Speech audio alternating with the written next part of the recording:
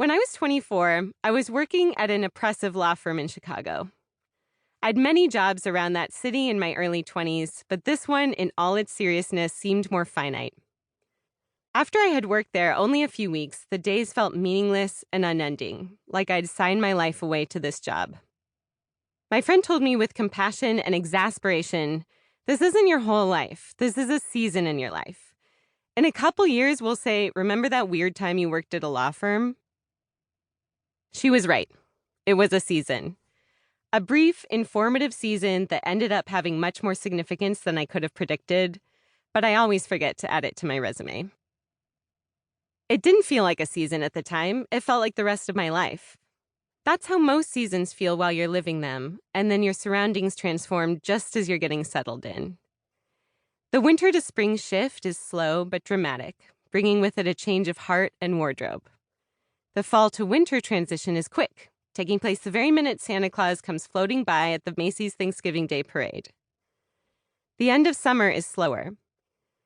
This time of year is precious to everyone. It belongs to the soft cotton part of your heart that never ages past 10 years old. You can smell it. Fresh pencil shavings and cinnamon. Fall is a grieving period. It's beautiful and magical and has its own dress code, but it's a season all about loss. Even if you're not sad to see summer go, fall is still heartbreaking, especially when rain sings through empty branches and leaves litter the ground like dusty garnets, waiting to be stuffed in black trash bags. When I entered my 20s, an older friend told me it was my time to explore. I had 10 whole years just to grow and experiment and push my limits. If you stumble, she said, that's a great sign. It means you found your edge. You tried something that didn't work, and now you know. This insight has guided me. I've tried jobs I didn't think I'd be any good at, and I ended up learning gobs about my interests and abilities. I've dated people I didn't think would be good for me, and they're still some of my best friends.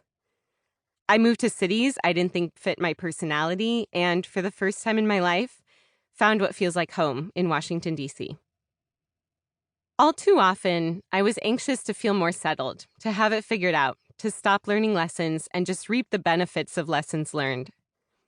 The most helpful way to get over this anxiety was to think about my life as a collection of seasons, rather than as individual steps. It's tempting at this age to carry around a mental checklist of things an adult should have and a monthly report card with markings for each life category. There were so many times I felt like I was sitting around waiting.